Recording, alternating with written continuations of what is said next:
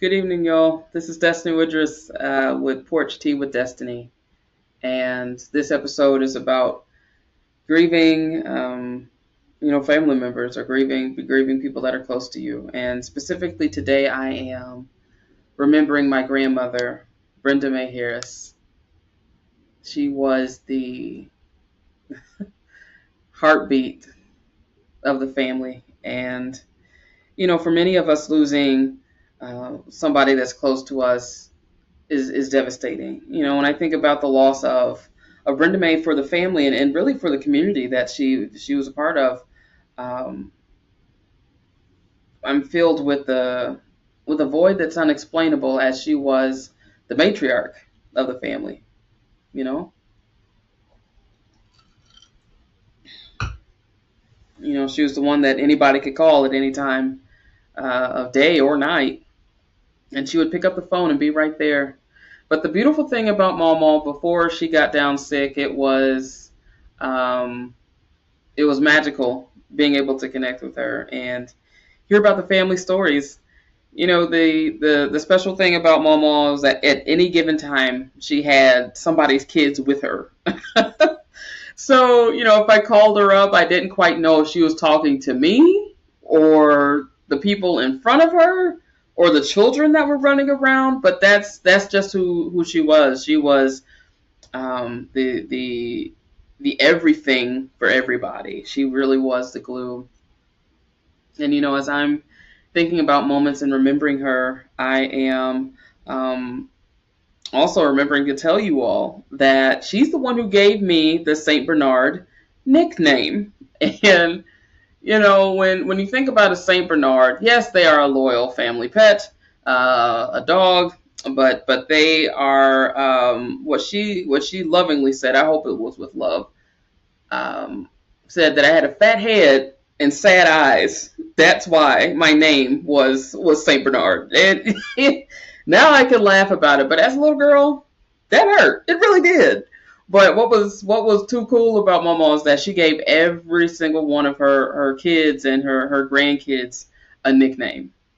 I still remember White Rabbit, Papa Bear, or otherwise, named in Moby Dick in certain instances.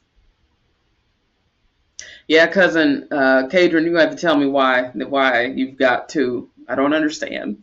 But what is understood is the love that she had for her family.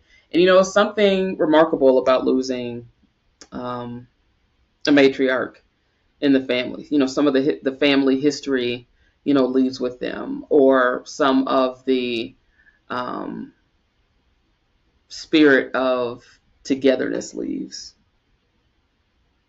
I was telling somebody very recently that making new friends, being in the dating world is very eye opening. Um, learning about people's background and people's familial history and who's close to them to know it.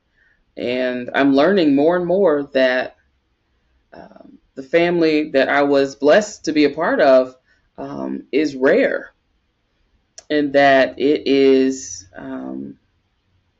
still a strong unit. Excuse me. And I'm fortunate to say that both sides of my family I love dearly, and I'm learning more and more that people's family systems are broken in terms of when somebody passes away. Some of the knowledge is lost. When somebody passes away, some of the feeling of belonging is lost. Um, and so those are some things to think about when there is a deep family connection um, that passes on and that is severed. It leaves you thinking about how strong are the remaining connections, and what does it mean that the person was the glue. And it makes me wonder, in the years of Momo's passing, and it's been 8 years, um, what could families do to remain intact when the matriarch passes? So as I'm sitting on my porch today, I'm thinking about all of the memories that I have with Mama, and in addition to the family on that side. And She was a critical piece of bringing the family together. So now that she's gone, physically at least, it's difficult to even think about what family structure means and what does familial strength mean. In Black community, it was that you were raised by your parents, your grandparents, your aunts, your uncles, your older cousins that sometimes you called aunt and uncle because it was a sign of respect as they were so much older than you, depending on how close you were with your relatives. But really think about and really examine what it's like now to have a family or be a part of a family. Is it as strong as it used to be back in the day? I'm not sure for folks, but what I've observed in making new friends and getting back out there on the dating scene and learning more about myself in these times is that people are having a really hard time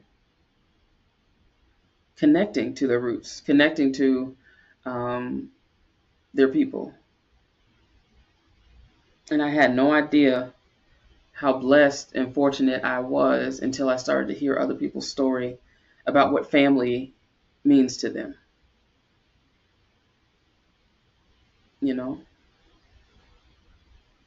What what it means to them to call on them. Some people don't even call their family. Some people don't even know who their family members are.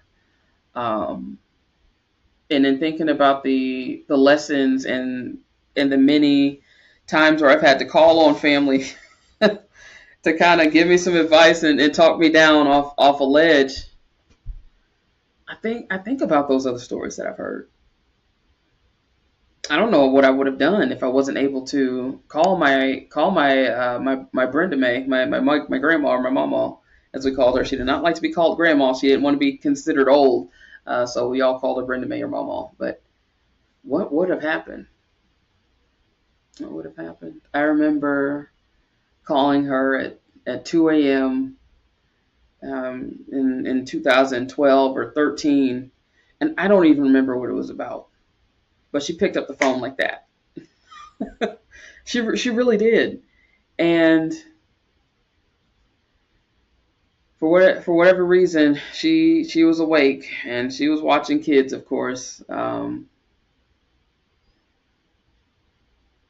she said, whatever you do, don't hold on to that word too long.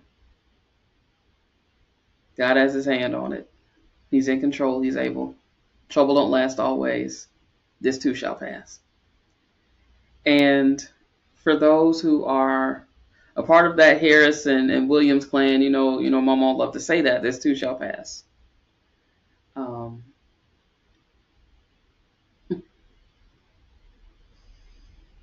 She was so wise. She was so wise and ahead of her time. Wow.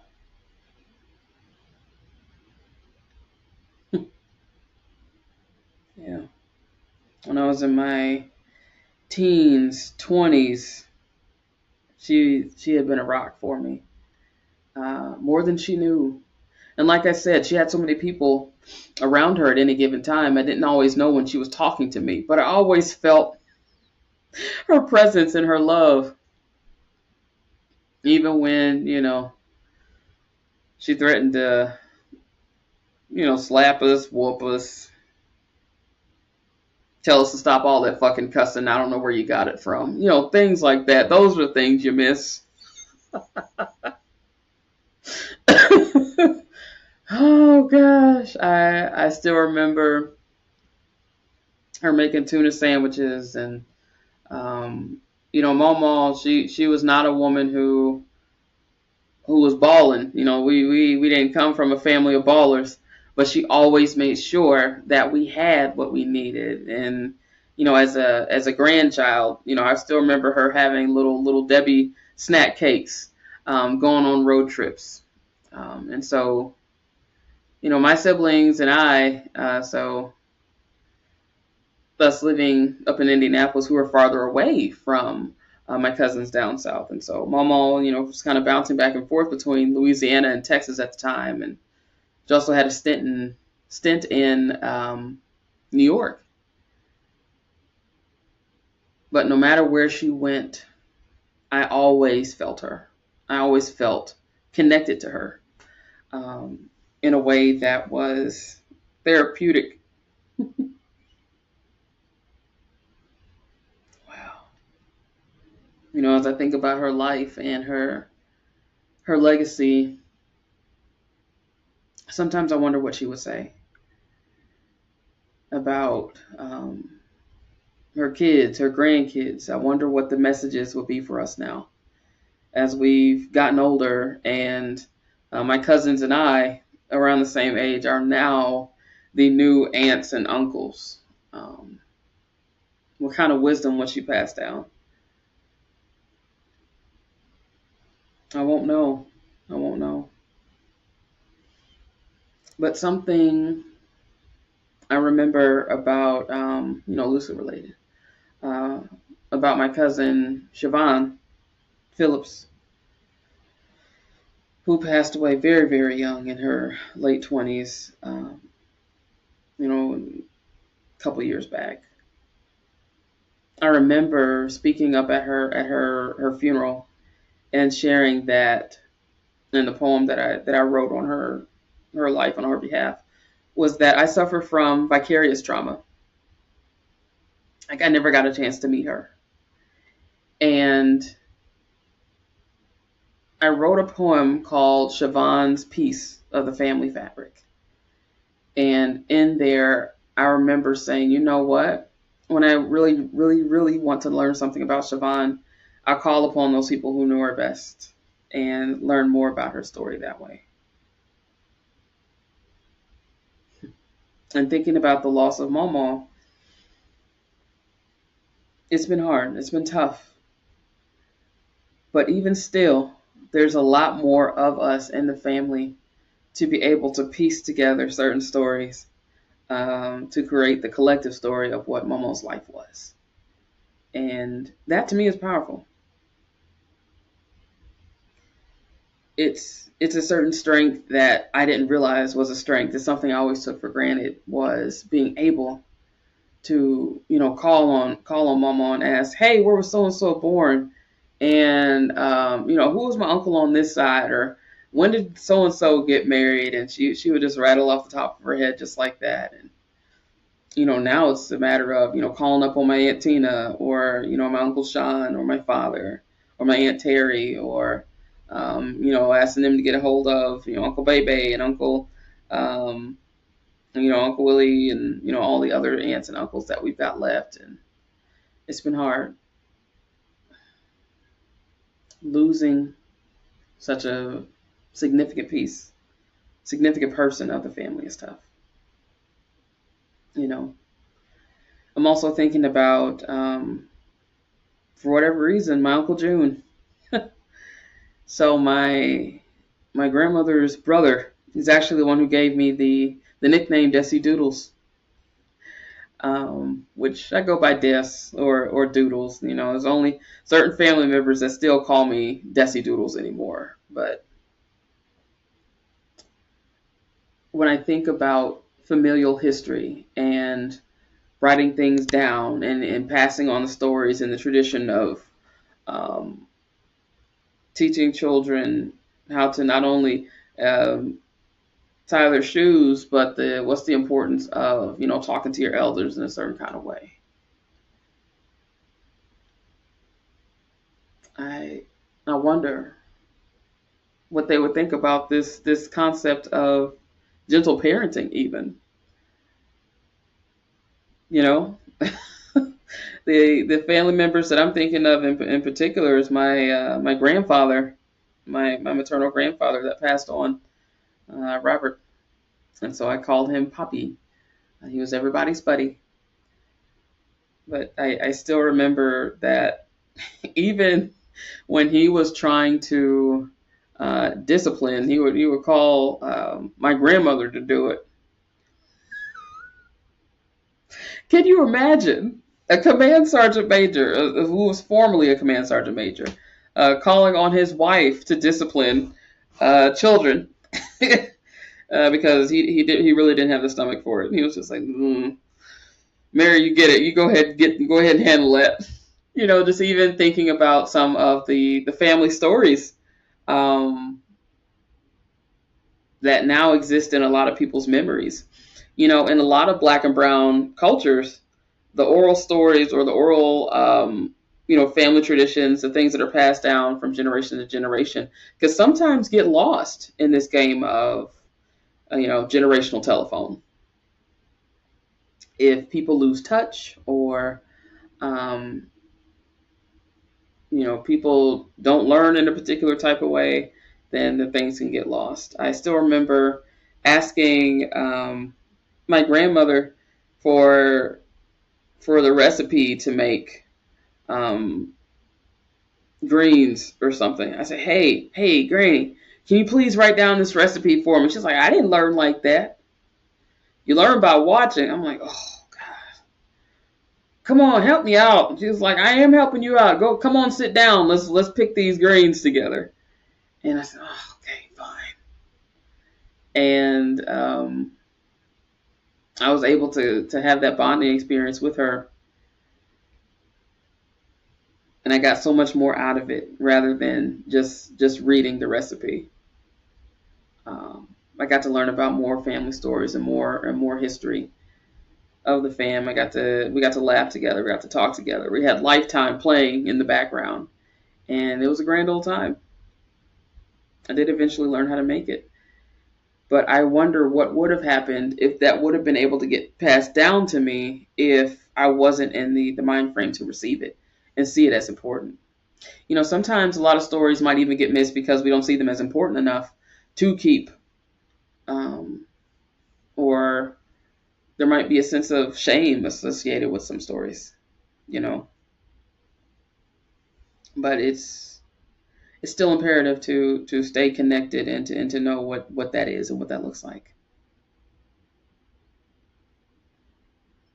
On the one hand. On the other hand, remember what I shared with you all in the earlier episode is that chosen family also counts. Chosen family counts. Chosen family is family. And, I also hear stories about people's chosen families showing up for them and learning about what it was like for them to come into somebody else's life, midstream. They didn't grow up with this person, but they were eventually friends, became like brothers, became like sisters, became like mother and daughter. And they start to pass that down. The kids start to call them uncle, auntie, grandma. And there's something so special about that.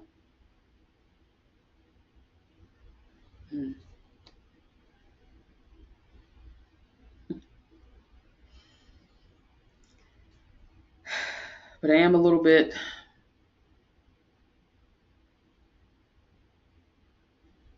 sad and thinking about the collective family sadness when it comes to loss.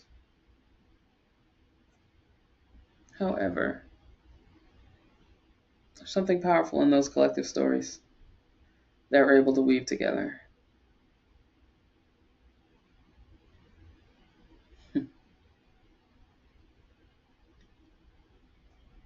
I still remember when my cousin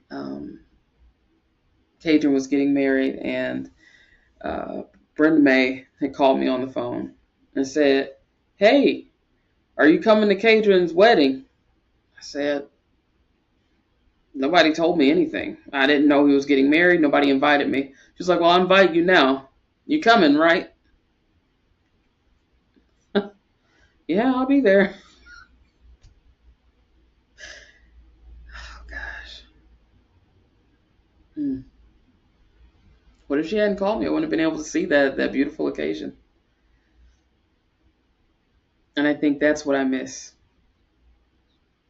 is being able to have a connection that was able to reach everybody, a person that was able to stretch in such a way to stay so connected um, to the whole family, where people were able to learn and know about things, who was having a baby, who was getting a divorce, who needed some support, who started a new job, who's graduating from school, who is recovering from, first heartbreak, or when is the time to get together for the 4th? Mama loved the 4th of July. Not necessarily what it stood for, but because it was a day off and she knew that everybody could get together on the day off. So, those are the moments. Those are the moments that I'll miss. But yeah, it's a question for you all that I have. When you realized that the glue of your family was gone, did it automatically hit you that the connection would also leave with him? And if so, how did you reconcile with that?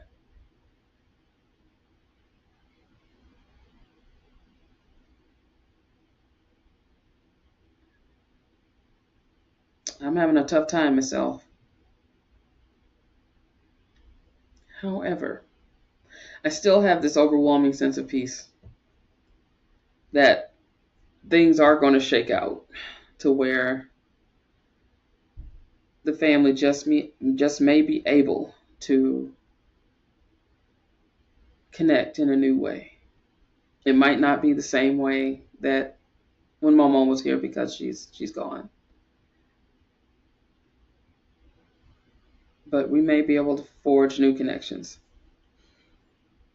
There was a lot of pressure on the matriarch and um, what all it meant, but her job, she made it look easy as far as bringing everybody together. But it really should have been like a core team of people willing to kind of step in, put their pride aside, put away certain things, so we actually could come together. Because she did a lot of heavy lifting in terms of keeping the family together and keeping everybody informed and making sure people felt loved and supported, and that people had a safe place to go and a safe place to land when society began to get too loud. I'm starting to reimagine what could family togetherness look like. So, as the Harris crew is collectively grieving today and for the rest of this weekend, I am sitting with hope, because if we can all grieve together, there's still a way for us to come back together.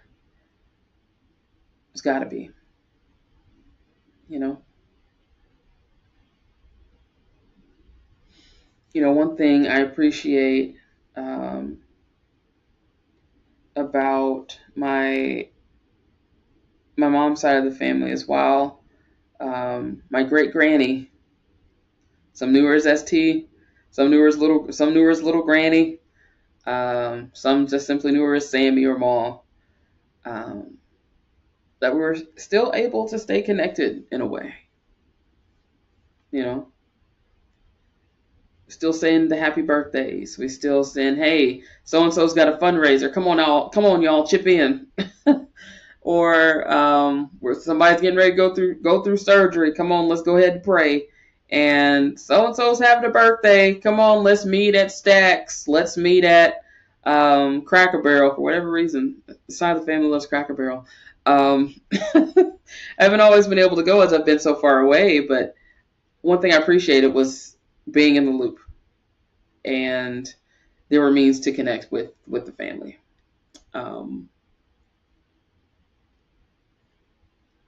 And so I have hope that both sides will be able to get there, and we'll both be able to reach that.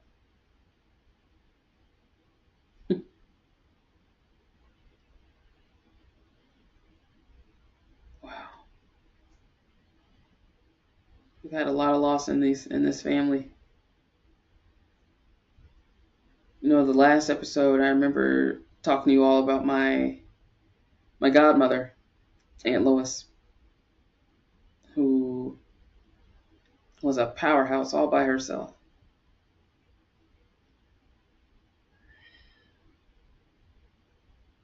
Mm. So as I think about the loss of Mama and some of the other members of the family and familial grieving, I'm reminded that there's still opportunities to make new stories while capturing some of the older ones. And that brings me joy. As I sit here on my porch, drinking my tea. And oh yeah, this is Steve's tea, by the way.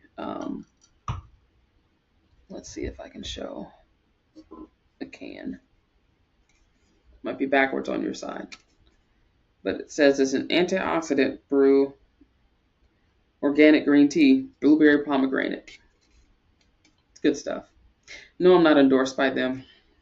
I don't have any sponsorship or anything like that.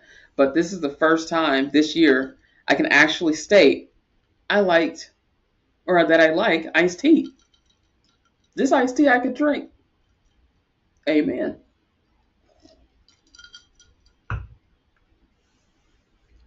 So I'll be thinking on that. Also reminded that my Aunt Tamara has also passed on. That's another person, vicarious trauma. I wasn't able to meet her either. But it's funny, my sister looks so much like her. Shout out to Miss Moose, aka my sister. But here's family. We're gonna make it through this. There's still so much for us to be grateful for every day that we have a chance to breathe. We have another chance to, make new memories with each other. And that is something that I hold on hope for. Is that in the midst of our grief, there's going to be some time where we can come together. And I'm looking forward to that. I'm looking forward to maybe having some of you all on the porch with me, either physically or virtually, and we can always make something happen. But I'll be excited to share space with you all and see what we can do. I already got my uncle on deck, so he really wants to talk about what it's like for people who are struggling or are in the struggle to keep their head up and to keep pressing forward anyway. And so my family, I love them dearly. I love them to pieces. And I encourage you all to think about, who are your people? Who are some folks who just need to go ahead and reach out to, regardless of whether or not somebody owe you $20 or